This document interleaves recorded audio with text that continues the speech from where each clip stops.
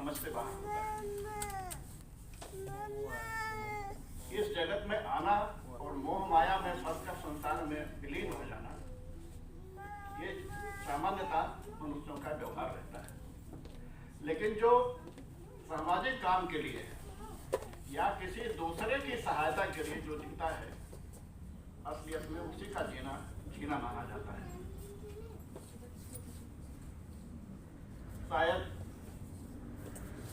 जिनकी जन्म जयंती मनाने के लिए हम यहाँ इकट्ठे हैं, उन्होंने दूसरे के लिए भी जिया है। उनके बचपन के एक घटना से मैं आपको अवगत कराता हूँ। बताया है मैंने, हो सकता है बहुत लोगों को पता ना हो। 7, 8, 9 साल की जब उनकी आयु रही होगी, कितना साल पहले की बात है ये आप अंदाजा लगा सकते हैं।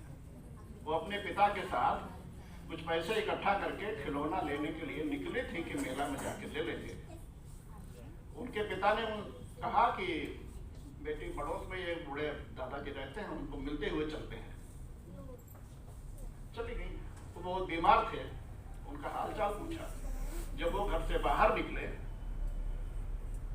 तो उन्होंने कहा कि इनकी दवा लोग क्यों नहीं कराते हैं? तो उन्होंने कहा, बेटा इनके पास कोई है नहीं और पैसा भी नहीं है, इसलिए इनकी ठीक से दवा नहीं हो पा रही है।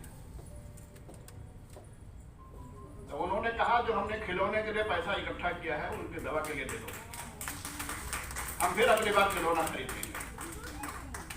शायद इसी को दूसरे के लिए जीना कहते हैं। मनुष्य जीवन में या प्रकृति के किसी भी जीवन में 3 ऐसी चीजें होती हैं: संगीत, संगत और शास्त्र, जो एक दिशा देती है, जीवन जीने की कला सिखाती है। संगीत का अभी आनंद लेंगे हम लोग, उस विषय पर मैं कुछ नहीं कह रहा हूं। संगत हम लोगों का मालूम है, लोग कहते हैं जिसकी संगत जैसी होती है वैसा उसका व्यवहार होता है। अब मैं आपको शास्त्र के कुछ संस्मरणों से जोड़ता हूं जो शायद आपको अच्छा लगे। शास्त्र एक ऐसी चीज है जो संगीत और संगत से बढ़कर होती है। रामायण के कुछ ऐसे प्रसंग हैं जो मनुष्य को किसी भी परिस्थिति से, किसी भी डिप्रेशन से बाहर निकालता है। शायद किसी चौपाई में उसका उल्लेख नहीं किया गया है, उसके अर्थ को जब हम समझते हैं तब हमको समझ में आता है। महाराजा दशरथ को पुत्र का वियोग था, और जब जब उनको पुत्र का वियोग सताता था तब तब उन्हें श्रवण का श्राप याद आता था। बहुत विस्तार से मैं नहीं कहता हूं। जब उनको वियोग सताया तब उनको श्रवण का श्राप याद आया कि उन्होंने पुत्र वियोग में मरने का श्राप दिया है। इसका मतलब पुत्र होगा जरूर, क्योंकि हम श्राप पाए हैं इसलिए पुत्र पैदा होगा, और अंत में हुआ वही। तो कभी कभी जो श्राप है वो भी हमारे लिए वरदान हो जाता है। महाराज बाली का जब वध भगवान राम ने किया और बाली आए, सुग्रीव को संघर्ष हुआ, वो मारे गए। सुग्रीव बालन के राजा बने, और जब माता सीता का हरण हुआ तब सुग्रीव को उसका नेता बनाया गया कि आप उसको पता लगाने की कोशिश करें। पूरे दुनिया के सभी बानरों को सुग्रीव ने आह्वान किया, क्योंकि वो बानर साम्राज्य थे, और सबको बताया कि आप इधर जाएंगे, आप इधर जाएंगे, आप इधर जाएंगे, आप इधर जाएंगे, वहां जाना है, उनसे मिलना है, उनसे नहीं मिलना है, उधर रास्ता ठीक नहीं है, उधर अच्छा है। ये सब दिशाएं दिया, ये सब हम लोग जानते होंगे। जब सबको काम मिल गया और भगवान राम बैठे बैठे देख रहे थे, उन्होंने बाद में सुग्रीव को बुलाया, इधर आओ। आ गए, उनसे पूछा, इतना भौगोलिक ज्ञान कैसा है तुमको? तो सुग्रीव जो उत्तर देते हैं वो हमारे लिए सोचने का विषय है। सुग्रीव ने कहा कि जब बाली हमारे पीछे डंडा लेके खड़ा रहता था, भागता था मारने के लिए, तो हम भाग भाग के कोई गुफा, सारे जंगल, सारे कंदराएं, सारे चीजों में भाग के छुपता रहा मैं, इसलिए हमको भौगोलिक ज्ञान हो गया। अगर वो डंडा लेके हमको भगाता नहीं, मारता नहीं, इतना भौगोलिक ज्ञान नहीं होता, तो शायद आज आपसे हमारी मित्रता नहीं होती और मैं आपके इस काम में मदद नहीं कर पाता। वो हमारे लिए जो सजा था आज हमारे लिए वो वरदान हो गया। ये रामायण किसी चौपाई में नहीं है, लेकिन उसका अर्थ हम जब निकालते हैं तो हमको पता चलता है कि कभी कभी ये श्राप, कभी कभी कोई कष्ट भगवान देता है तो कोई ना कोई उसके पीछे कारण होता है जो हमको आगे रास्ता दिखाता है।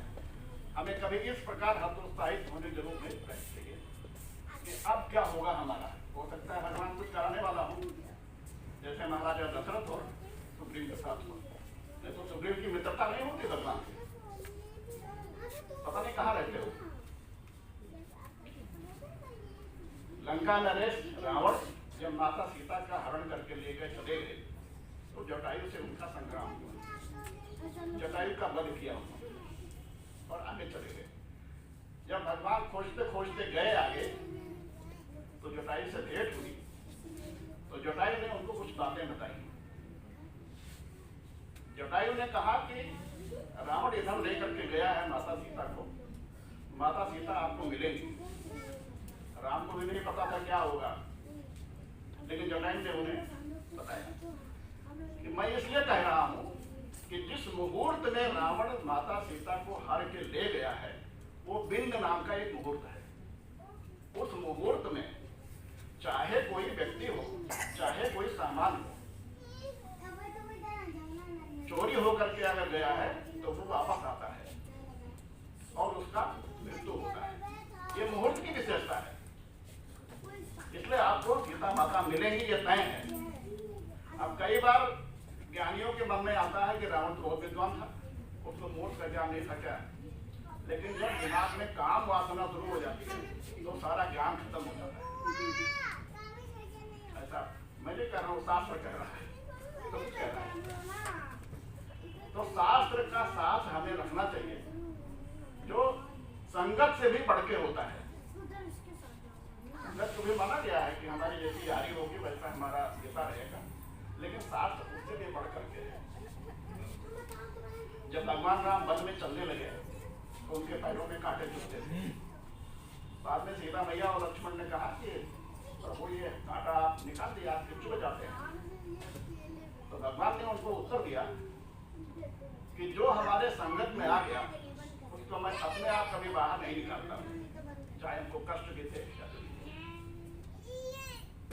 तो कभी कभी हमको शास्त्रों का भी अध्ययन करना चाहिए जो हमको डिप्रेशन से बाहर निकालता है, अच्छा रास्ता दिखाता है।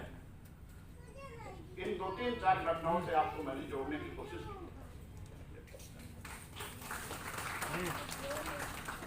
वो इतना सूक्ष्म परिचय, उतना विराट व्यक्तित्व।